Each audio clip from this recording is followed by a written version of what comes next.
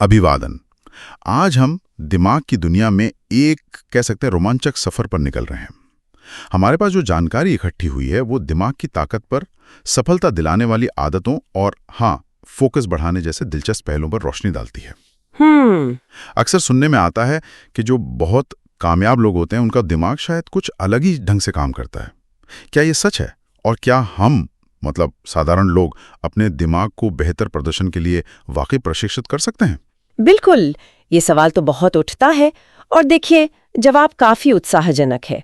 जो बातें सामने आई हैं वो यही दिखाती हैं कि हमारे दिमाग की क्षमताएं अरे कमाल की हैं। अच्छा। हाँ, मुद्दा दिमाग के अलग होने का उतना नहीं है जितना उसे सही दिशा में साधने का है।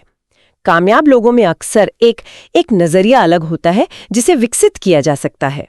तो फिर देर किस बात की? चलिए इस जानकारी का गहराई से विश्लेषण करते हैं, समझते हैं कि कैसे हम एक ज्यादा केंद्रित, सफल और तनाव मुक्त जीवन जी सकते हैं। बिल्कुल। हम बात करेंगे सुबह की आदतों की, दिमाग को नए सिरे से ढालने की तकनीकों की, और वो जो एक बात चलती है ना, पुरुष और महिला दिमाग, क्या वाकई कोई बुनियादी फर्क होता है? हाँ, जरूर। तो शुरुआत करते हैं दिन की शुरुआत से। सुबह कहा गया है कि पहला घंटा बेहद महत्वपूर्ण है। इसमें दिमाग की अलग अलग तरंगों का जिक्र है, डेल्टा, थीटा, अल्फा, बीटा। जब हम सोकर उठते हैं तो दिमाग डेल्टा गहरी नींद वाली अवस्था में होता है ना। बिल्कुल सही। और गड़बड़ तब होती है जब अलार्म बजते ही हम झटके से उठकर सीधे बीटा मोड में चले जाते हैं, यानी भागदौड़, तनाव, पूरी तरह चौकन्ने। हाँ, बिल्कुल। कल्पना कीजिए जैसे गाड़ी अभी स्टार्ट ही हुई है और आपने उसे सीधे 5वें गियर में डाल दिया। ये दिमाग के लिए एक शॉक जैसा है। हाँ, झटका लगता है। बिल्कुल। आदर्श स्थिति तो ये है कि हम डेल्टा से धीरे धीरे थीटा में आएं, फिर अल्फा, और उसके बाद ही बीटा मोड में जाएं। तो फिर इन थीटा और अल्फा तरंगों को हैक करने का क्या मतलब हुआ? इन्हें इतना शक्तिशाली क्यों माना जाता है? ये सुबह की थीटा और अल्फा अवस्थाएं सच में जादुई खिड़कियों जैसी हैं। थीटा वो अवस्था है जब हम नींद और जागने के बिल्कुल बीच में होते हैं, और अल्फा वो शांत रचनात्मक सोच वाली अवस्था। इन अवस्थाओं में हमारा अवचेतन मन, हमारा सबकॉन्शियस माइंड, सुझावों के प्रति बहुत ग्रहणशील होता है, बहुत ओपन होता है। इसीलिए विजुअलाइजेशन यानी मन में कल्पना करना और ऑटो सजेशन खुद को सकारात्मक निर्देश देना इस समय सबसे ज्यादा असरदार होता है। इन्हें हैक करने का मतलब है इन पलों का सचेत रूप से फायदा उठाना। सुनने में तो कमाल का लग रहा है, पर इसे असलियत में कैसे करें?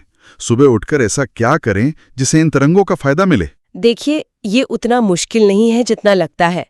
बस सुबह उठकर बिस्तर से निकलने से पहले ही शायद 5 मिनट के लिए आंखें बंद करके शांति से बैठ जाएं। बस 5 मिनट? हाँ, काफी है। शुरुआत में गहरी सांस लें और कल्पना करें कि आप आज दिन में क्या पाना चाहते हैं, कैसा महसूस करना चाहते हैं। बस इतना सा अभ्यास भी आपको थीटा अल्फा अवस्था का लाभ दे सकता है। और इसे और व्यवस्थित करने के लिए वो मूवर्स तकनीक का जिक्र आता है। हाँ, मूवर्स। एम से ध्यान, ओ से ऑक्सीजनेशन, वी से विजुअलाइजेशन, ई से व्यायाम, आर से पढ़ना और एस से लिखना। ये सब सुबह के पहले घंटे में। कहीं ये बहुत ज्यादा तो नहीं हो जाएगा? नहीं, बिल्कुल नहीं। इसका उद्देश्य कोई मैराथन दौड़ना नहीं है। हर चीज के लिए 5-5 मिनट भी काफी है। अच्छा, सिर्फ 5 मिनट? हाँ। एम ध्यान के लिए बस 5 मिनट शांत बैठना। ओ ऑक्सीजनेशन यानी कुछ गहरी सांसें लेना, शायद खिड़की के पास। वी विजुअलाइजेशन यानी मन में अपने आदर्श दिन की तस्वीर बनाना। ई हल्का व्यायाम जैसे कुछ स्ट्रेचिंग। आर कुछ अच्छा पढ़ना, भले ही एक पन्ना हो। और एस स्क्राइबिंग यानी मन में चल रहे किसी फालतू विचार को कागज पर उतार कर उसे छोड़ देना, बोझ हल्का करना। ये ठीक है। मुद्दा है दिन की शुरुआत सुकून और एक इरादे के साथ करना। और सुबह की धूप का क्या कनेक्शन है? इसका भी जिक्र था। धूप बेहद जरूरी है। सूरज की पहली किरणें जब हमारी आंखों पर पड़ती हैं, सीधे सूरज को नहीं देखना है, बस रोशनी में आना है। हाँ। तो वे हमारे दिमाग में खास हिस्से को सिग्नल भेजती हैं जिसे सुप्राकायस्मैटिक न्यूक्लियस कहते हैं। अच्छा, क्या नाम है? सुप्राकायस्मैटिक न्यूक्लियस। आसान भाषा में समझिए तो ये हमारे शरीर की मास्टर घड़ी है। Master clock. बिल्कुल। यही तय करती है कि कब हमें नींद आनी चाहिए और कब जागना है। हमारी पूरी लय इसी से सेट होती है। शायद इसीलिए पुराने जमाने में सूर्य नमस्कार का इतना महत्व था। हाँ, ये हो सकता है। और सुबह उठते ही चाय या कॉफी पीने से क्यों बचना चाहिए? कैफीन से परहेज की सलाह क्यों दी गई है? देखिए, कैफीन एक उत्तेजक पदार्थ है, स्टिमुलेंट है। ये सीधे हमें बीटा तरंगों की ओर धकेलता है। अब सोचिए आप अभी अभी डेल्टा यानी नींद से बाहर आए हैं और आपने तुरंत कैफीन ले लिया। हाँ, आप सीधे हाई अलर्ट, कभी कभी तनाव वाली बीटा अवस्था में पहुंच गए। आपने दिमाग को वो शांत थीटा और रचनात्मक अल्फा अवस्थाओं से गुजरने का मौका ही नहीं दिया। अच्छा, तो मतलब पहले घंटा रुकना चाहिए। हाँ, कम से कम पहला घंटा कैफीन से बचना बेहतर है, ताकि दिमाग स्वाभाविक रूप से अपनी लय पकड़ सके। इसमें वो ब्रह्म मुहूर्त वाली बात भी है। सूर्योदय से करीब 1.5 घंटा पहले माना जाता है कि उस समय शरीर में एंडोर्फिन्स जैसे अच्छे रसायन अपने चरम पर होते हैं। ये दिलचस्प है। अच्छा, सुबह की दिनचर्या से आगे बढ़ते हैं। ये जो दिमाग को रीवायर करने का विचार है ना, ये मुझे बहुत आकर्षक लगता है, क्योंकि हम सब में कुछ आदतें होती हैं, सोचने के पैटर्न होते हैं जिन्हें हम बदलना चाहते हैं। हाँ, बिल्कुल। तो क्या ये सचमुच संभव है कि हम अपने दिमाग के तारों को, कनेक्शन को बदल सकें? अरे बिल्कुल संभव है, और विज्ञान इसे न्यूरोप्लास्टिसिटी कहता है।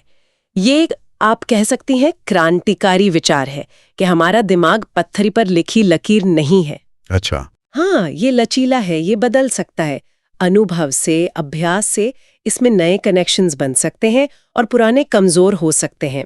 बात सिर्फ दिमाग को रीवायर करने की नहीं, अपनी वास्तविकता की धारणा को रीवायर करने की है। मतलब? जैसे कोई काम बहुत मुश्किल या उबाऊ लगता है, आलस आता है, बस खुद से कहे सिर्फ 5 मिनट करूंगी। अक्सर होता यह है कि वो पहले 5 मिनट कर लेने के बाद दिमाग उस काम में रम जाता है और आगे बढ़ता जाता है। ये तो होता है, शुरुआत ही मुश्किल होती है। बिल्कुल। तो इसका मतलब है कि हम सचमुच अपने अनुभवों और विचारों से अपने दिमाग को गढ़ सकते हैं। इसी से जुड़ा है विजुअलाइजेशन। पियानो बजाने वालों और उंगली की ताकत बढ़ाने वाले कुछ अध्ययनों का हवाला दिया गया। ये सुनने में तो अच्छा लगता है, पर क्या ये सिर्फ पॉजिटिव थिंकिंग से ज्यादा कुछ है? क्या सोचने भर से वाकई फर्क पड़ता है? ये सिर्फ पॉजिटिव थिंकिंग से कहीं ज्यादा है। वो अध्ययन वाकई दिलचस्प है। उनमें पाया गया कि जब लोगों ने सिर्फ मानसिक रूप से पियानो बजाने का अभ्यास किया, तो उनके दिमाग के उन हिस्सों में बदलाव देखे गए जो उंगलियों को कंट्रोल करते हैं। सच में? बिना बजाए? हाँ, बिल्कुल वैसे ही जैसे असल में बजाने वालों के दिमाग में हुए। इसी तरह जिन्होंने सिर्फ उंगली की ताकत बढ़ाने की कल्पना की, उनकी ताकत भी बढ़ी। हाँ, उतनी नहीं जितनी शारीरिक व्यायाम करने वालों की, पर बढ़ी जरूर। कमाल है। तो इसका मतलब हुआ कि अगर कोई बड़ी प्रेजेंटेशन या इंटरव्यू है, तो उससे पहले अगर हम उसे मन ही मन पूरी डिटेल के साथ जी लें, कैसे बोलेंगे, क्या सवाल होंगे, कैसा महसूस करेंगे, तो हमारा दिमाग उस स्थिति के लिए पहले से तैयार हो जाता है। बिल्कुल, आप अपने न्यूरल सर्किट को प्राइम कर रही हैं, मतलब उन्हें उस अनुभव के लिए तैयार कर रही हैं। दिमाग उस स्थिति का एक तरह से सिमुलेशन चला लेता है। जब आप असल में उस स्थिति में होते हैं, तो वो थोड़ी जानी पहचानी सी लगती है और तनाव अपने आप कम हो जाता है। ये सिर्फ दीवार पर तस्वीर चिपकाना नहीं है। हाँ, विजन बोर्ड जैसा नहीं। ये उस अनुभव को मानसिक रूप से जीने, महसूस करने और उसका अभ्यास करने जैसा है। बार बार ऐसा करने से वो मानसिक रास्ते मजबूत होते जाते हैं। कहते हैं ना, पहले कोई चीज दिमाग में बनती है, फिर हकीकत में। एक और अनोखा विचार था पिलो टॉक पावर का। मतलब सोने से ठीक पहले अपने दिमाग को निर्देश देना कि सुबह कितने बजे उठना है। क्या ये सच में काम करता है या ये बस मन का वहम है? ये भी दिमाग को प्राइम करने का ही एक तरीका है। जैसे विजुअलाइजेशन था, हमारा अवचेतन मन हमारे निर्देशों को सुनता है। अच्छा। हाँ, सोने से ठीक पहले जब हम धीरे धीरे थीटा अवस्था की ओर जा रहे होते हैं, जो सुझाव ग्रहण करने के लिए बहुत अच्छी अवस्था मानी जाती है, तब दिमाग को स्पष्ट निर्देश देना कि मुझे सुबह 6 बजे उठना है, काफी प्रभावी हो सकता है। हो सकता है इसमें प्लेसिबो प्रभाव का भी हाथ हो, जहां हमारा विश्वास ही परिणाम लाने में मदद करता है। लेकिन निचोड़ यह है कि विचार हर चीज की शुरुआत है और हम अपने दिमाग से एक तरह से बात कर सकते हैं। हमने दिमाग को साधने की बात की, पर यह काम कैसे करता है? इसके अंदर क्या चल रहा होता है? 3 स्तरों का जिक्र आया है: ब्रेन स्टेम, लिम्बिक सिस्टम, जिसे रेप्टिलियन ब्रेन भी कहा गया, और फ्रंटल कॉर्टेक्स। ये क्या हैं और हमारे व्यवहार को कैसे चलाते हैं? इसे ऐसे समझें। सबसे नीचे है ब्रेन स्टेम। ये हमारे जिंदा रहने के लिए जरूरी ऑटोमेटिक काम करता है, जैसे सांस लेना, दिल धड़कना। Basic function. हाँ, बिल्कुल। इसके ऊपर है लिम्बिक सिस्टम, हमारा भावनात्मक या कह लीजिए आदिम दिमाग। ये एक हाई अलर्ट सिक्योरिटी गार्ड की तरह है, जो हर पल खतरे को स्कैन करता रहता है। अच्छा। हमारी वो फाइट, लड़ो, फ्लाइट, भागो, फियर, डरो और फ्रीज, सन रह जाओ वाली प्रतिक्रियाएं यहीं से आती हैं। और सेल्फ डाउट यानी आत्मसंदेह की जड़ें भी अक्सर यहीं होती हैं। ये हमें बचाने के लिए बना है, पर कभी-कभी ये ओवर रिएक्ट करता है। और सबसे ऊपर है फ्रंटल कॉर्टेक्स। इसे इंसानों के लिए इतना खास क्यों बताया गया है कि ये हमारे दिमाग का लगभग 40% हिस्सा है? फ्रंटल कॉर्टेक्स हमारा एग्जीक्यूटिव है, हमारे दिमाग का सीईओ। यहीं से उच्च स्तरीय सोच आती है। तर्क करना, योजना बनाना, निर्णय लेना, भावनाओं को समझना और नियंत्रित करना, लक्ष्यों पर टिके रहना, आवेगों को रोकना। मतलब कंट्रोल सेंटर। हाँ बिल्कुल। किसी स्थिति पर तुरंत भावनात्मक प्रतिक्रिया देने के बजाय रुककर सोच समझकर प्रतिसाद देना, ये क्षमता फ्रंटल कॉर्टेक्स से आती है। जिन लोगों का फ्रंटल कॉर्टेक्स विकसित होता है और वे इसका इस्तेमाल करना जानते हैं, वे ज्यादा आत्मनियंत्रित, केंद्रित और सफल होते हैं। यही हमें बाकी जानवरों से अलग करता है। लेकिन अगर फ्रंटल कॉर्टेक्स इतना महत्वपूर्ण है, तो फिर ऐसा क्यों कहा गया है कि ज्यादातर लोग लगभग 80% समय अपने लिम्बिक सिस्टम से ही चलते हैं? वे अतीत की बातों या भविष्य की चिंताओं में उलझे रहते हैं, जिसे लिम्बिक लूप या रूमिनेशन कहा गया है। इस चक्रव्यूह से कैसे निकलें? ये एक बहुत बड़ा सच है। हम सब ने अनुभव किया है। परीक्षा से पहले की रात, पुरानी असफलता याद आना या किसी छोटी सी बात पर घंटों सोचते रहना। हाँ, बिल्कुल होता है। यही लिम्बिक लूप है। इसे तोड़ने का पहला और सबसे महत्वपूर्ण कदम है जागरूकता, अवेयरनेस। ध्यान देना कि इस पल मेरे विचार क्या हैं, मेरी भावनाएं क्या हैं, मैं किस आधार पर प्रतिक्रिया दे रहा हूं। डर लिम्बिक या तर्क फ्रंटल कॉर्टेक्स। खुद को देखना। हाँ, जब आप जागरूक हो जाते हैं तब आप चुनाव कर सकते हैं। ये एक सीसॉ झूले की तरह है। जब आप सचेत रूप से फ्रंटल कॉर्टेक्स को सक्रिय करते हैं, जैसे गहरी सांस लेना या तर्क करना, तो लिम्बिक सिस्टम का प्रभाव अपने आप कम हो जाता है। तो इस फ्रंटल कॉर्टेक्स को मजबूत करने और दिमाग की ताकत बढ़ाने के कुछ ठोस तरीके क्या हो सकते हैं? सबसे पहला तो उन्हीं दिमाग की तरंगों का अभ्यास करना है जिनकी हमने बात की थी। अल्फा तरंगों को बढ़ाने के लिए, जो शांति और रचनात्मकता से जुड़ी हैं। दिन में बस 5 मिनट आंखें बंद करके शांति से बैठ जाएं। कुछ करने की जरूरत नहीं, बस विचारों को आने जाने दें। अच्छा। या फिर ग्राउंडिंग करें, नंगे पैर घास, मिट्टी या रेत पर चलें। माना जाता है कि पृथ्वी के संपर्क में आने से दिमाग शांत होता है और अल्फा तरंगे बढ़ती हैं। और बीटा तरंगे, जो फोकस और एकाग्रता के लिए जरूरी हैं, उन्हें कैसे साधा जाए? बीटा तरंगों को साधने और फोकस बढ़ाने के लिए त्राटक का अभ्यास बहुत कारगर बताया गया है। जैसे एक मोमबत्ती की लौ पर या दीवार पर किसी बिंदु पर बिना पलक झपकाए ध्यान केंद्रित करना। बिना पलक झपकाए? मुश्किल है। हाँ, शुरुआत में मुश्किल लगता है, पर अभ्यास से हो जाता है। ये ध्यान को एक जगह टिकाने की क्षमता बहुत बढ़ाता है। तो क्या अभ्यास का क्रम ऐसा होना चाहिए? पहले त्राटक को बीटा से फोकस बनाएं, फिर शांत बैठें अल्फा, और फिर शायद गहरे ध्यान थीटा में जाएं? हाँ, ये एक आदर्श क्रम हो सकता है। आप फोकस बीटा से शुरू करके धीरे धीरे शांति अल्फा और फिर गहराई थीटा की ओर बढ़ते हैं। ये दिमाग को स्वाभाविक रूप से शांत और अधिक ग्रहणशील अवस्थाओं में ले जाता है। एक और शब्द आया था, न्यूरोबिक्स। ये सुनने में एरोबिक्स जैसा लगता है। ये क्या है और दिमाग के लिए कैसे फायदेमंद है? बिल्कुल, न्यूरोबिक्स दिमाग के लिए एरोबिक्स है। इसका मकसद है दिमाग को रोजमर्रा की बोरियत से निकालकर उसे नई, अप्रत्याशित और मल्टी सेंसरी चुनौतियां देना। मल्टी सेंसरी मतलब जिसमें आपकी एक से ज्यादा इंद्रियां इस्तेमाल हों। इससे दिमाग को नए रास्ते बनाने पड़ते हैं, जिससे वो तेज और लचीला बनता है। उदाहरण के लिए, अपने उल्टे हाथ से ब्रश करना या लिखने की कोशिश करना। अरे वाह। हाँ, या ऑफिस या दुकान जाने के लिए जानबूझ के रोज एक नया रास्ता चुनना। आंखें बंद करके अपने कपड़ों को सिर्फ छू कर पहचानना, या मिरर राइटिंग सीखना। मतलब ऐसा लिखना जिसे शीशे में देखने पर सीधा पढ़ा जा सके। ये तो मजेदार लग रहा है। हाँ, एक ही ढर्रे पर चलते रहना दिमाग को सुस्त बनाता है। नई चुनौतियां उसे जगाती हैं। एक और थोड़ी चौंकाने वाली बात थी, हाथ की पकड़ मतलब हैंड ग्रिप की मजबूती और डिमेंशिया के खतरे के बीच संबंध। क्या इसमें कोई सच्चाई है? हाँ, हाल के शोध इस दिशा में इशारा कर रहे हैं। पाया गया है कि जिन लोगों की हैंड ग्रिप मजबूत होती है, उनमें अक्सर बेहतर कॉग्निटिव फंक्शन और याददाश्त पाई जाती है। अच्छा। और कमजोर हैंड ग्रिप भविष्य में कॉग्निटिव गिरावट या डिमेंशिया के बढ़ते जोखिम का संकेत हो सकती है। ये सीधे तौर पर दिखाता है कि हमारा शारीरिक स्वास्थ्य, खासकर मांसपेशियों की ताकत और मानसिक स्वास्थ्य कितने गहरे जुड़े हुए हैं। ये महत्वपूर्ण है। हाँ, ये सिर्फ हाथ की ताकत की बात नहीं, ये शायद समग्र न्यूरोनल स्वास्थ्य का एक बाहरी संकेत है। हमने देखा कि दिमाग को बदला जा सकता है, मजबूत किया जा सकता है, पर क्या सभी के दिमाग एक ही तरह से काम करते हैं? पुरुष और महिला दिमाग के बीच कुछ संभावित अंतरों पर भी बात हुई। क्या वे वाकई अलग हैं? देखिए, ये एक बहुत चर्चित और संवेदनशील विषय है। वैज्ञानिक रूप से देखें तो दिमाग की संरचना में बहुत बड़े स्पष्ट अंतर नहीं पाए गए हैं। नहीं है। बहुत बड़े नहीं, हाँ, एक छोटा अंतर भाषा और बोलने से जुड़े हिस्से में देखा गया है, जो महिलाओं में औसतन थोड़ा बड़ा हो सकता है।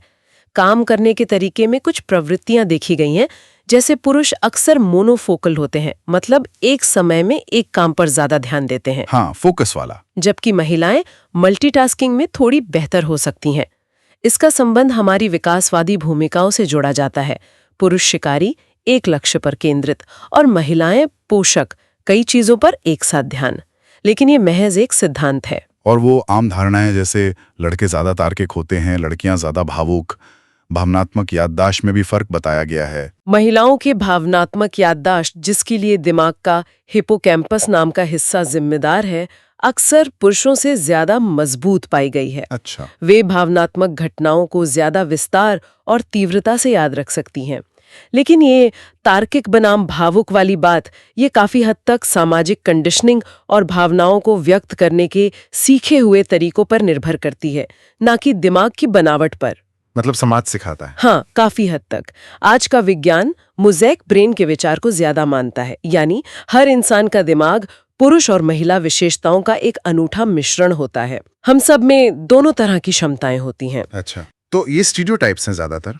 ब्रेकअप जैसी भावनात्मक स्थितियों से निपटने के तरीकों में अंतर क्यों दिखता है फिर? इसका क्या कारण बताया गया? इसे बॉन्डिंग हार्मोन्स, खासकर ऑक्सीटोसिन से जुड़ा गया है। अच्छा। ऐसा माना जाता है कि रिश्ते की शुरुआत में महिलाओं में ऑक्सीटोसिन का स्तर पुरुषों की तुलना में तेजी से बढ़ता है। गहरा जुड़ाव महसूस कर सकती हैं। इसलिए रिश्ता टूटने पर उन्हें तत्काल दर्द और दुख ज्यादा महसूस हो सकता है। पुरुषों में ये प्रक्रिया धीमी हो सकती है और उन्हें नुकसान का एहसास शायद बाद में हो। इसे विकासवादी नजरिए से भी देखा जाता है। समझ गया। अच्छा, दिमाग की कार्यप्रणाली को समझने के बाद अब आते हैं भावनाओं के प्रबंधन पर। गुस्सा, चिंता, उदासी जैसी तीव्र भावनाओं को काबू में करने के लिए कुछ तुरंत असर करने वाले तरीके बताए गए हैं। गुस्से के लिए क्या सुझाव है? गुस्सा अक्सर हमारे भावनात्मक दिमाग, मतलब लिम्बिक सिस्टम, खासकर एमिगडाला का हाईजैक होता है। हाईजैक? हाँ, मतलब वो हावी हो जाता है। इसे रोकने के लिए 13 सेकंड का नियम सुझाया गया है। जब तेज गुस्सा आए तो कुछ भी कहने या करने से पहले 13 सेकंड रुकें। सिर्फ 13 सेकंड? हाँ, इतना वक्त काफी होता है दिमाग को थोड़ा सोचने का मौका देने के लिए। इस दौरान साइक्लिक साय नाम की गहरी सांस लेने की तकनीक अपनाएं। नाक से 2 बार तेजी से सांस अंदर ले और फिर मुंह से धीरे धीरे पूरी सांस बाहर छोड़ें। अच्छा, 2 बार अंदर, 1 बार बाहर। हाँ, साथ ही उल्टी गिनती गिन सकते हैं, 100, 99, 98। ये हमारे शांत करने वाले सिस्टम को सक्रिय करता है। और अगर चिंता या घबराहट महसूस हो रही हो? चिंता के लिए 4-7-8 सांस तकनीक बहुत प्रभावी मानी जाती है। 4 गिनने तक नाक से धीरे धीरे सांस अंदर भरे। ठीक है। 7 गिनने तक सांस को रोक कर रखें और फिर 8 गिनने तक धीरे धीरे नाक से सांस बाहर छोड़ें। इसे 3-4 बार दोहराएं। ये तकनीक वैगस नर्व नाम की एक प्रमुख नस को शांत करती है, जिससे तुरंत शांति महसूस होती है। 4-7-8, ये याद रखना आसान है। और रोने का क्या, खासकर जब कोई बहुत ज्यादा रो रहा हो और चाहकर भी रुक ना पा रहा हो? देखिए, रोना अपने आप में बुरा नहीं है। ये भावनाओं को बाहर निकालने का एक प्राकृतिक तरीका है। इसे दबाना अक्सर ठीक नहीं होता। हाँ। महत्वपूर्ण ये है कि रोने के पीछे के कारण को समझें। क्या ये किसी नुकसान, अधूरी इच्छा या बेबसी की भावना से जुड़ा है? उस मूल कारण को पहचानना और उसे संबोधित करना ज्यादा जरूरी है। हाँ, अगर रोना बहुत ज्यादा, बेकाबू और लंबे समय तक चले तो ये किसी गहरी परेशानी का संकेत हो सकता है और तब मदद लेनी चाहिए। और कभी कभी जब बहुत थकान लग रही हो, ऊर्जा बिल्कुल खत्म सी महसूस हो रही हो। उसके लिए भ्रामरी प्राणायाम यानी भौरे जैसी गुंजन वाली सांस का सुझाव है। भ्रामरी कैसे करते हैं? आराम से बैठकर आंखें बंद करके गहरी सांस अंदर लेते हैं और फिर सांस छोड़ते हुए मधुमक्खी की तरह मम की गुंजन ध्वनि निकालते हैं।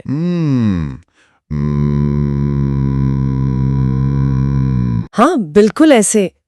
बताया गया है कि ये कंपन मस्तिष्क में नाइट्रिक ऑक्साइड छोड़ने में मदद करता है। नाइट्रिक ऑक्साइड रक्त वाहिकाओं को फैलाता है, जिससे मस्तिष्क में खून और ऑक्सीजन बढ़ती है। ये दिमाग को तुरंत रीसेट करने, फोकस बढ़ाने और थकान मिटाने में मदद कर सकता है। अरे वाह, ये तो तुरंत करने वाली चीज है। बिल्कुल। ये सभी तकनीकें, चाहे वो सांस लेने की हो, ध्यान केंद्रित करने की या दिमाग को चुनौती देने की, ये लचीलापन मतलब रेजिलियंस और पीक परफॉर्मेंस से कैसे जुड़ती हैं? शिखर प्रदर्शन करने वाले लोगों की पहचान सिर्फ उनका हुनर नहीं होता, बल्कि दबाव में शांत रहने, अपनी भावनाओं को नियंत्रित करने और मुश्किलों से जल्दी उभरकर वापस आने की क्षमता होती है। यही लचीलापन है। ये सारी तकनीकें, चाहे वो सुबह की दिनचर्या हो, 4-7-8 सांस हो या त्राटक, ये उसी मानसिक और भावनात्मक स्थिरता को बनाने में मदद करती हैं। ये सब एक मजबूत और प्रशिक्षित फ्रंटल कॉर्टेक्स का नतीजा है। और दिलचस्प बात यह है कि ये दो तरफा रास्ता है। आप अपनी शारीरिक स्थिति जैसे सांस या मुद्रा बदलकर अपनी मानसिक स्थिति बदल सकते हैं और अपनी मानसिक स्थिति जैसे सोच या ध्यान बदलकर अपनी शारीरिक प्रतिक्रियाओं को नियंत्रित कर सकते हैं। तो इस सारी बातचीत से जो मुख्य बातें उभर कर सामने आई हैं वे ये हैं। पहली, हमारा दिमाग पत्थर की लकीर नहीं बल्कि प्लास्टिक है, इसे बदला जा सकता है, प्रशिक्षित किया जा सकता है, न्यूरोप्लास्टिसिटी। बिल्कुल। दूसरी, दिन की शुरुआत कैसी होती है ये बहुत मायने रखता है। सुबह की छोटी सचेत आदतें पूरे दिन के लिए मंच तैयार कर सकती हैं। हाँ, बहुत जरूरी। और तीसरी महत्वपूर्ण बात यह है कि हमें अपने दिमाग के अंदर चल रहे द्वंद्व के प्रति जागरूक होना होगा। कब हम भावनात्मक लिम्बिक सिस्टम से प्रतिक्रिया दे रहे हैं और कब हम अपने तार्किक फ्रंटल कॉर्टेक्स का इस्तेमाल कर रहे हैं। जागरूकता। हाँ, इस जागरूकता से ही हम फ्रंटल कॉर्टेक्स को मजबूत करने का चुनाव कर सकते हैं। और चौथी बात, बहुत ही सरल लगने वाली तकनीकें जैसे खास तरह से सांस लेना, ध्यान केंद्रित करना या न्यूरोबिक्स जैसी दिमागी कसरत हमारी भावनात्मक स्थिति, फोकस और पूरी मानसिक क्षमता पर गहरा असर डाल सकती हैं। ये सब यही दिखाता है कि अपनी दिमागी क्षमताओं को समझना और उन्हें बेहतर बनाना हमारी पहुंच में है। ये कोई रहस्यमयी चीज नहीं बल्कि लगातार अभ्यास और प्रतिबद्धता का नतीजा है।